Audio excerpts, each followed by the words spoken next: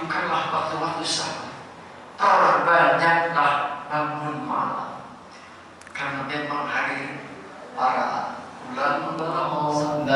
ulama linuriyahu min ayatina innahu was-sami'ul basir.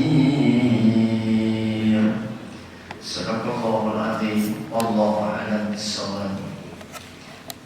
Segala puji bagi Allah, rahmat salam semoga tetap kepada baginda Rasulullah Muhammad sallallahu alaihi wasallam, para sahabatnya, para tabi'in, para pengikutnya termasuk kita. Alhamdulillah, di subuh yang segar ini kita telah sama-sama menyanyikan salat subuh berjamaah yang dirangkaikan dengan tausiah wa tawassaw bil haqq wa tawassaw bis sabr. Mudah-mudahan membawa manfaat untuk diri saya sendiri dan juga untuk semua jamaah.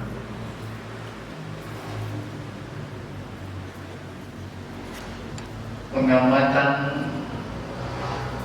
Isra Mi'raj melalui sains dan beberapa hadis Rasulullah sallallahu alaihi wasallam mengapa Isra Mi'raj dilaksanakan di waktu malam? Kenapa tidak di waktu siang?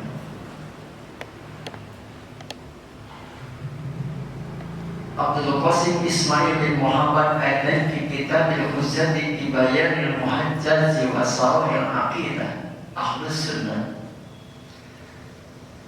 Rasulullah SAW dijelaskan dijemput oleh malaikat Jibril dan malaikat Mikail setelah ia menyelesaikan sholat isya di waktu malam, dan menjelang hamba-hamba yang lain lelah pada untuk tidur, Rasul bangun untuk tahajud. Disitulah saat baginda Rasulullah berada di Masjidil Haram. Lalu kenapa dilaksanakan pada waktu malam? Subhanalladzi asra bi'abdihi laila. Maha suci Allah yang maha agung, yang maha mulia, ketika akan mengungkapkan hal yang besar dan yang sangat penting. Di situ Allah mensucikan zatnya. Maha suci Allah, jauh dari segala kekurangan, kelemahan, kejelekan, apalagi Allah yang maha sempurna. Dan ini mengingatkan sang pembaca dan yang mendengar ayat Allah itu yang diawali dengan tasbih. Allah mensucikan dirinya, zatnya. Maha kuasa memperjalankan hambanya baginda Rasulullah Muhammad sallallahu alaihi wasallam dari Masjidil Haram sampai ke Masjid Aqsa itu pada waktu malam laila. Mengutip salah satu syair Arab tentang pengantin ini, ya lailatul ya subhil qif, wahai malam bertambah panjanglah, dan wahai subuh berhentilah. Itu satu ungkapan bahwa betapa nikmatnya, sahdunya, bahagianya kalau malam pengantin, sehingga perasaan baru tidur sudah subuh lagi, sehingga dalam hatinya wahai alangkah baiknya kalau malam terus panjang begitu. Ini dipakai oleh para ahli sufi, bahwa para ahli sufi memanfaatkan di waktu malam itu, menghabiskan bermalam-malam hanya untuk bertawaki, bertakarub kepada Allah, itu adalah di waktu malam. Wa ma la yanul muhibbin ila matayatun tablugul muna. Bagi pencinta malam, para ahli sufi, para hamba Allah yang bertawaki, mendekatkan diri, meninggikan derajatnya di hadapan Allah, mereka lebih banyak bangun malam daripada siang. Maksudnya malam-malam itu sungguh-sungguh benar-benar digunakan untuk kecerdasan emosional. Subhanallah. Maka makna di dalam surah Bani Israil ayat 1 itu pun kata lain itu adalah kesahduan, keindahan dan kemuliaan dan kenikmatan dan kehormatan hamba-Nya dengan Allah, dengan Tuhannya. Sehingga dia terus berpanjang-panjang malam berzikir dengan Allah. Bahkan salah sahabat mengatakan, aduh, kok kenapa sudah mau sahur lagi? Saking asiknya bertakarub kepada Allah di waktu malam. Dan keistimewaan malam ini terbukti firman Allah di dalam surah Bani Israil ayat 79. Wa minan laili fatahajjat bihi nafilatan laka asa an yab'asaka rabbuka maqaman mahmuda. Subhanallah.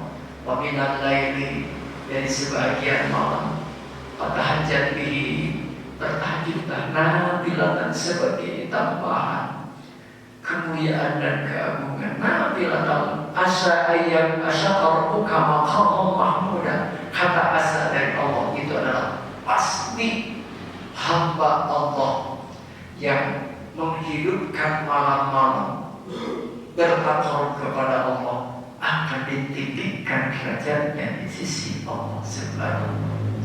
Karena itulah Imam Syafi'i menyampaikan dalam mutiara kata-katanya, man talabal ula sahibul layali.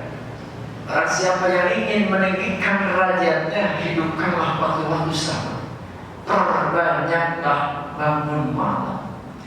Karena memang hari para ulama-ulama sahur, para ahli, para ulama malam itu benar-benar bekerja, baik itu menulis kitab atau berzikir kepada Allah, itu dilaksanakan di waktu malam.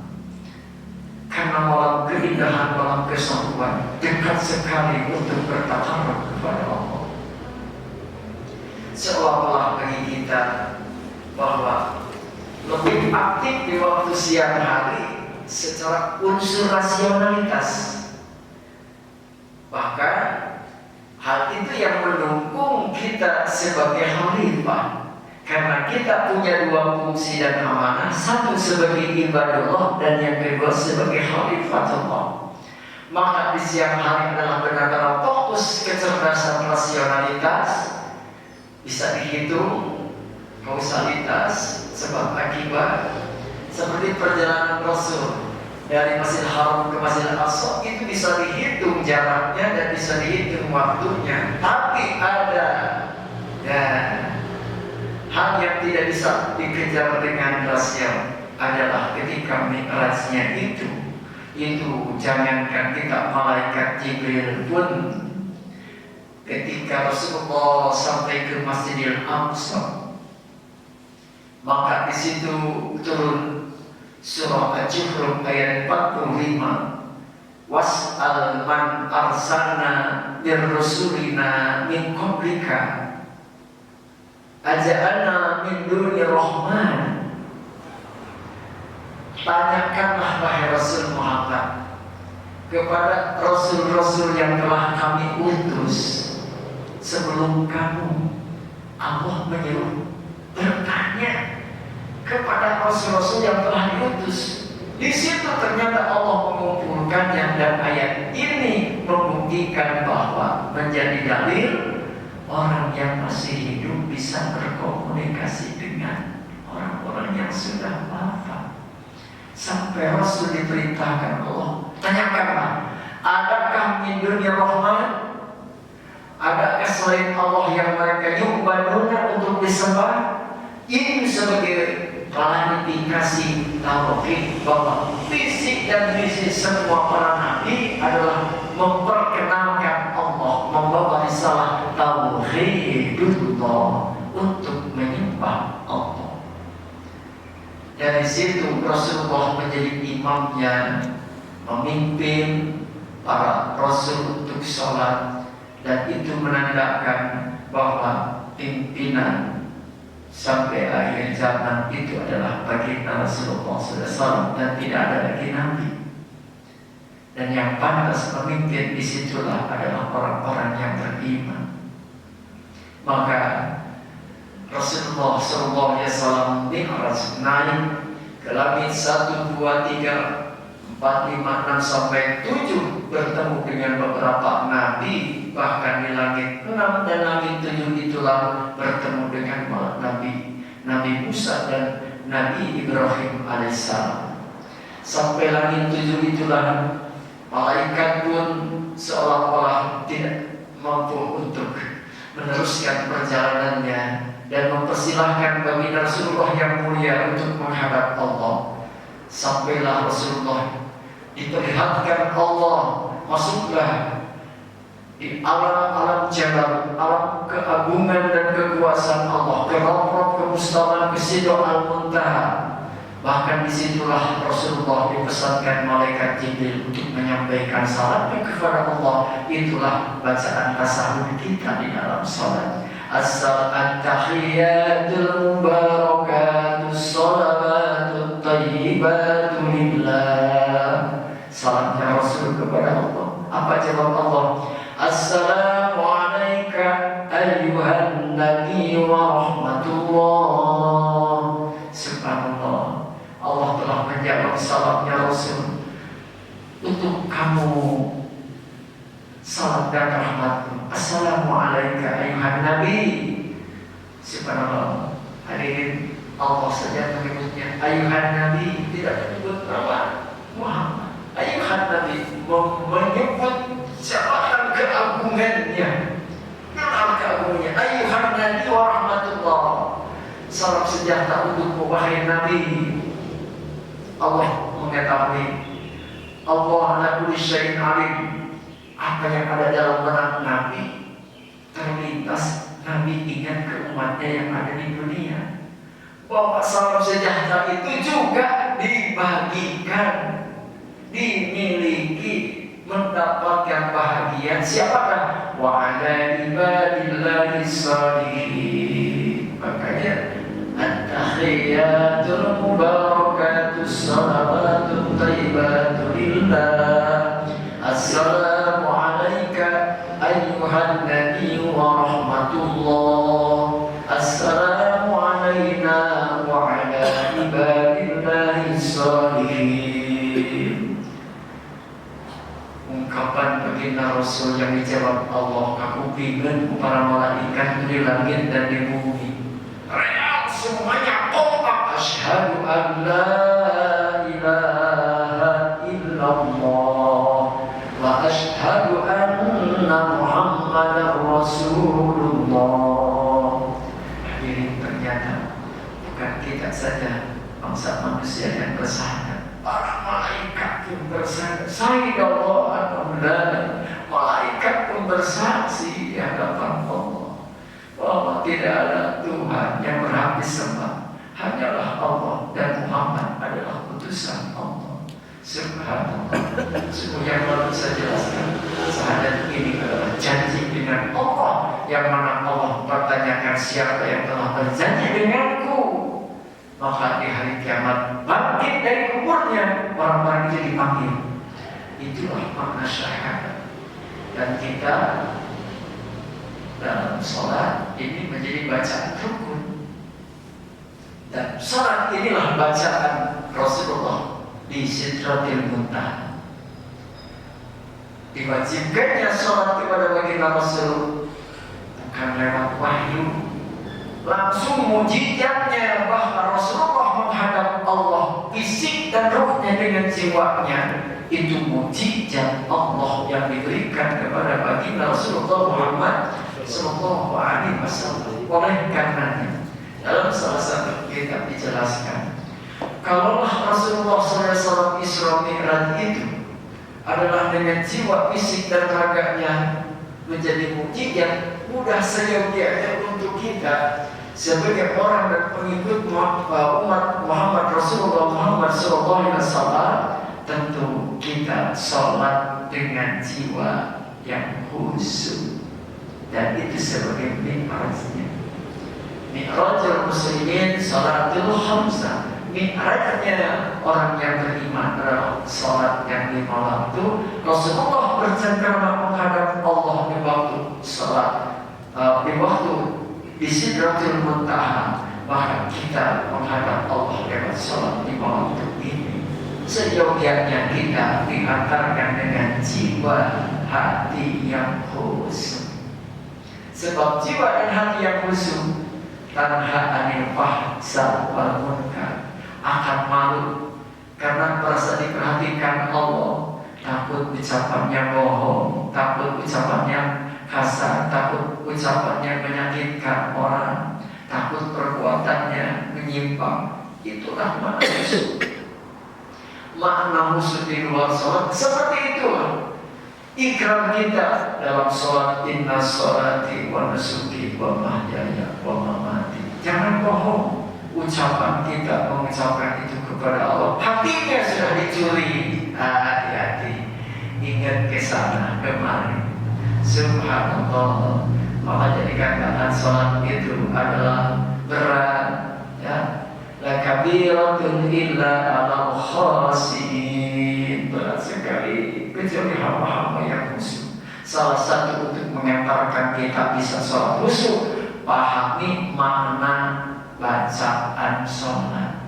Insya Allah para ahli fikih menyarankan seperti itulah agar kita bisa khusyuk. Bagaimana? Dan sering ditanyakan. Salah satu upaya yang mudah adalah pahami bacaan sholat yang kita baca. Jangan sampai hanya lisan saja, hatinya tidak paham.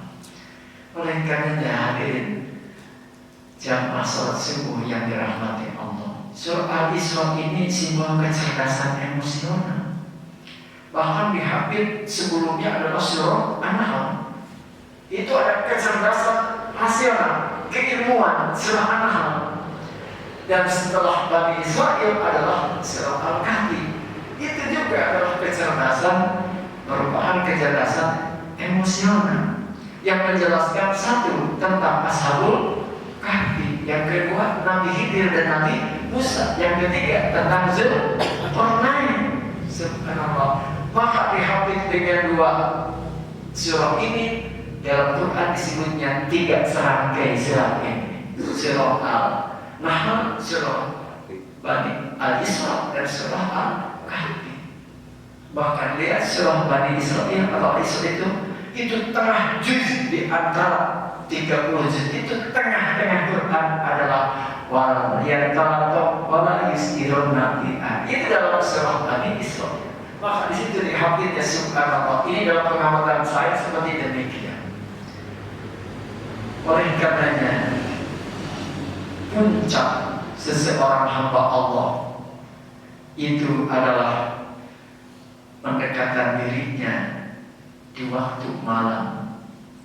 Oleh karena pendekatan pribadi secara khusus kepada Allah itu lebih utama dilakukan di waktu malam. Hadirin bisa lihat 5 waktu yang Allah wajibkan kepada kita. Berapa sholat yang dikerjakan siang? Hanya 2, Zuhur dan Asar. Sedangkan maghrib, isya dan subuh itu dikerjakan di waktu malam. Kemudian adanya sholat witir siang malam. Malam itu. Sholat tahajud siang malam. Malam.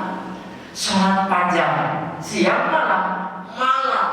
Makanya ini kalau kita lihat subhanallah, pantas kalau dikatakan bahwa malam itu adalah kecerdasan dan kesempurnaan emosional.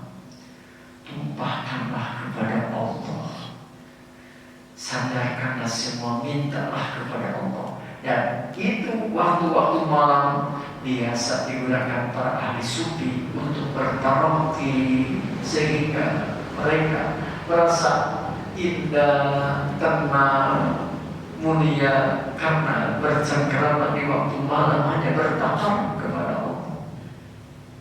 melaksanakan berbagai macam ketaatan kepada Allah. Sampai di sepertiga malam, akhir malam, Allah seolah-olah dalam hadisnya, Allah turun merespon. Siapa yang meminta, aku beri. Siapa yang berdoa, aku ijabah. Dan siapa yang mendoa, aku kabulkan. Siapa yang bertobat, aku ampuni. Subhanallah. Itulah yang difirmankan Allah, wa minal laili fatahajjat bihi nafilatan laka asa ayyab'asaka rabbuka maqaman mahmuda. Siapa yang ingin menduduki posisi derajat yang ingin ditinggikan oleh Allah, maka gunakanlah untuk malam bertakarub kepada Allah melalui salat. Subhanallah, tabarakallah. Hadirin, pesan Isra Mi'raj terkait kehidupan beragama pertama adalah perjalanan dari Masjidil Haram ke Masjidil Aqsa. Itu peristiwa horizontal. Bersilaturahminya Rasulullah, menjaga silaturahmi di alam nasib ini, dan itu maknanya hablum minan nas. Dan secara vertikal peristiwa Mi'raj itulah sehingga Allah firmankan, "Zuribat alaihi mutillah aina ma saqitu illa bihablin minallah wa hablin minan nas." Kami campakkan kehinaan kepada siapa saja kecuali hamba Allah yang menjaga dua arah.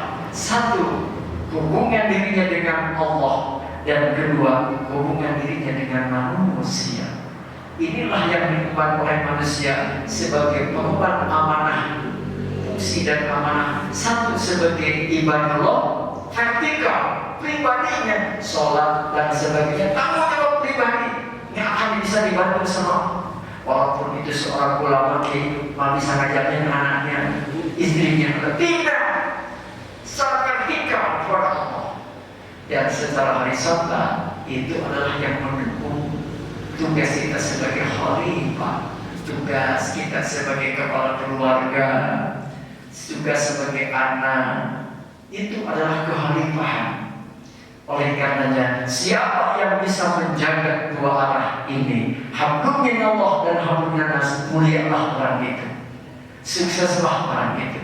Karena kesuksesan hamba Allah ini adalah tergantung dua itu diisi dalam dua waktu, satu malam dan siang. Karena itu kesuksesan hamba Allah juga menggunakan siang dan malam itu merupakan sarana siang untuk tugas khalifah dan malam sebagai tugas ibadah. Malam gunakan untuk bertakarub kepada Allah dan siang gunakan untuk mengabdi dengan sesama manusia. Jangan malas di waktu siang, mentang-mentang malamnya sudah tahajud.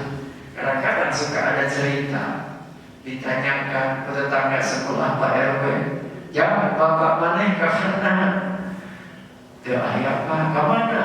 Menuju pulang. Nah, orang-orang kia pakai saya apa jawabnya? Mengintos tahajud. Jadi jangan jadi alasan bahwa malam tahajud akhirnya siang menjadi malas. Tidak, justru seimbangkanlah. Makanya ada sepertiga malam akhir itu, itulah saatnya mulai bangun dan tidak akan mengurangi tidur. Tidak akan mengurangi tidur, akan cukup tidurnya. Subhanallah, tabarakallah. Pesan baginda Rasulullah sallallahu alaihi wasallam 3. Ittaqillah haitsu ma kunta, jagalah takwa dimanapun kalian berada.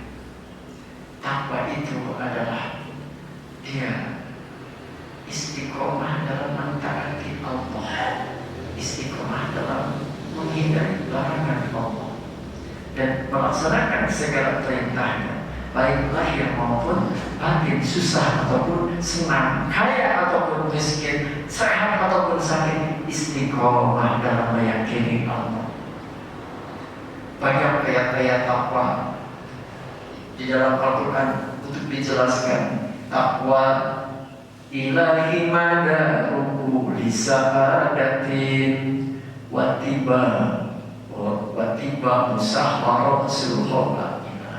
Itu Syekh Al-Bari menyampaikan bahwa takwa itu adalah pokok dari segala kebahagiaan, dan mengikuti hawa nafsu pokok dari segala kerusakan. Naudzubillah min dzalika. Itu mana daripada takwa, intisar Allah wasdina. Yang kedua pesan Rasul, wati sayyi'atul hasanat kamu, ikutilah kesalahanmu dengan melakukan kebaikan. Makanya Allah mengingatkan, wa idza fa'alu fahisatan aw dzalamu anfusahum dzakarullaha fastaghfiru lidzunubihim wa may yaghfiru dzunub illallah. Ketika hamba itu terlintas kesalahan, melanggar, cepatlah hapuslah dengan melakukan kebaikan. Pernah saya sampaikan ketika baginda Khalifah kedua Umar bin Khattab dalam memeriksa perkebunannya yang akan panen kurma, dengan naik kudanya, seolah-olah beliau asik dengan memeriksanya. Memang tugasnya.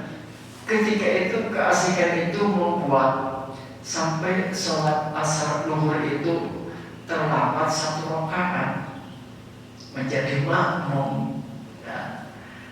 Sampai ikrar pada saat itu, karena keterlambatanku dari ketinggalan 1 rakaat ini, aku menghibahkan setengah dari panen kurma tahun ini. Subhanallah.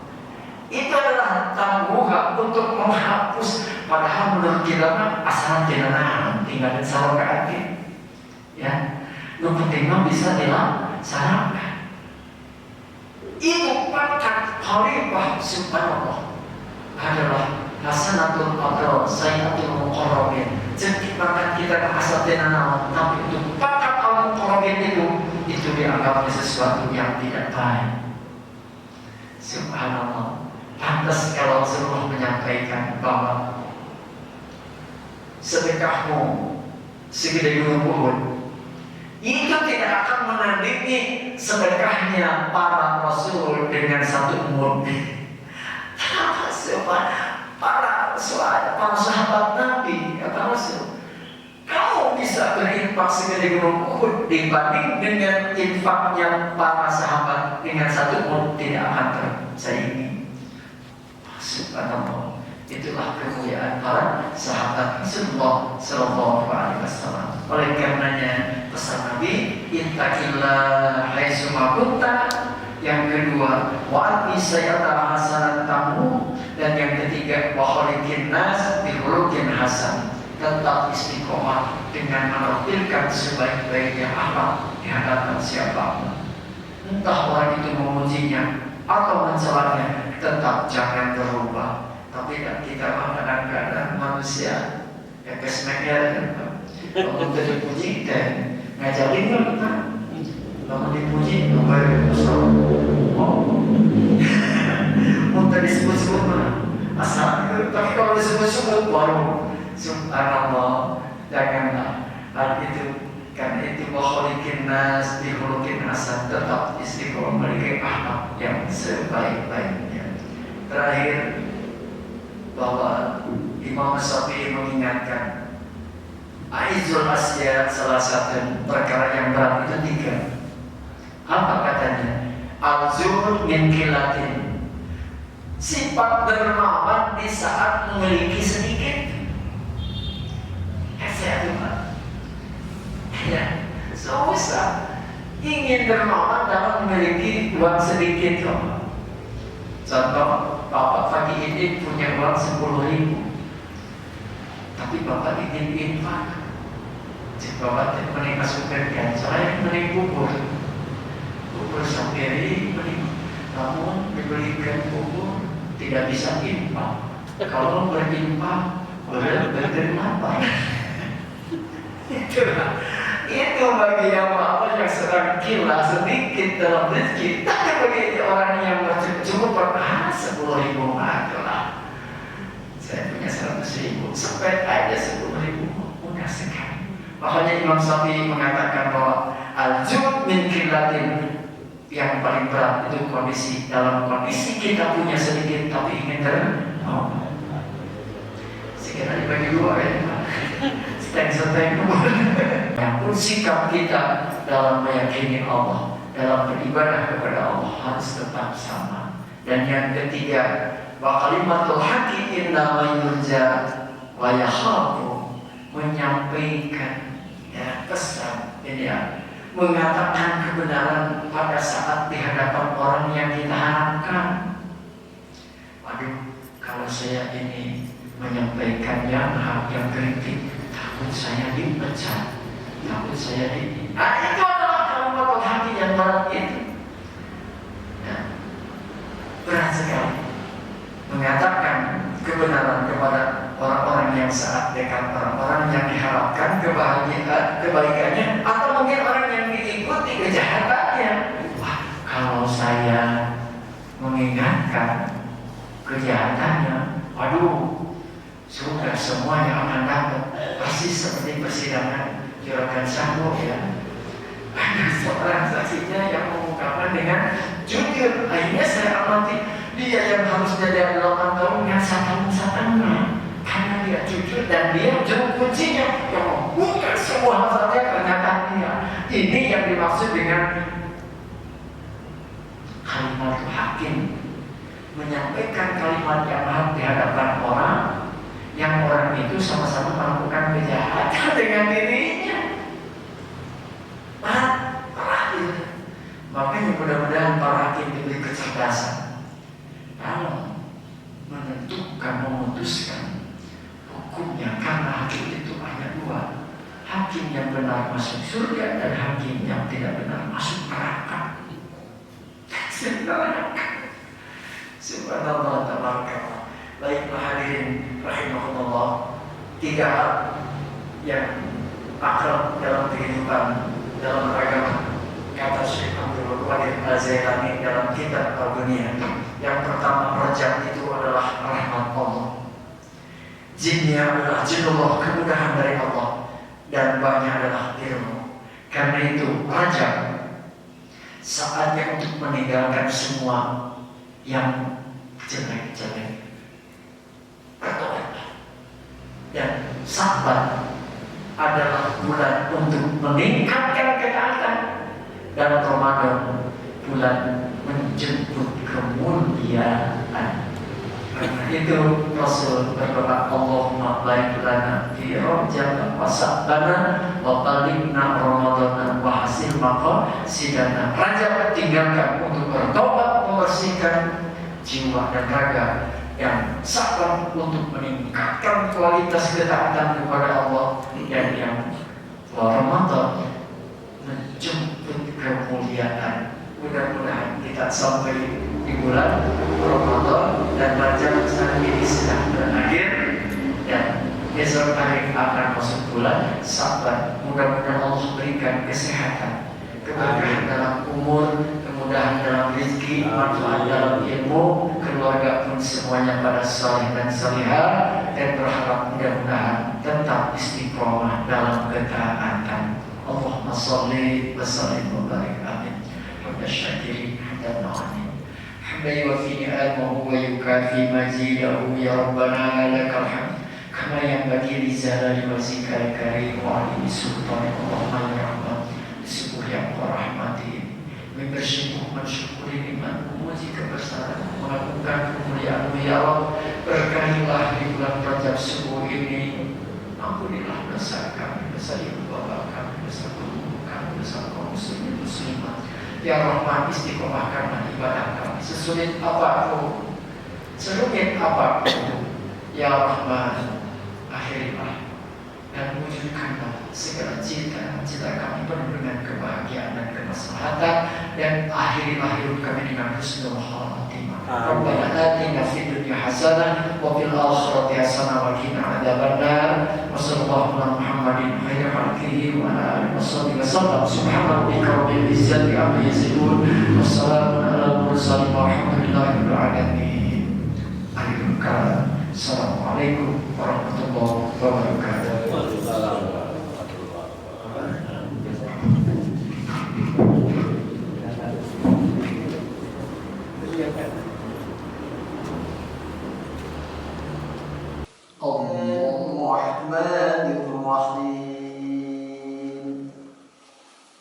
Alhamdulillahi Rabbil Alamin